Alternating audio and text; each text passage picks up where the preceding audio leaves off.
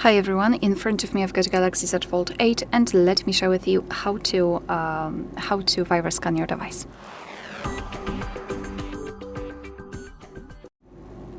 So let's begin with opening the settings, and here in this left section we need to scroll and find the option Device Care. Then let's go to App Protection and tap on it, and here tap on Turn On. Tap on Turn On and tap on Scan Phone. So right now your device will scan itself in order to find any kind of malware, any kind of viruses, and basically all you need to do is wait until this process will be finished, and after that it will show you, the device will show you the information about the status, about the results, whether everything is all right, and if it will find any kind of problems, it will show you the information about it, and it will guide you through the steps that you can take in order to get rid of the risk.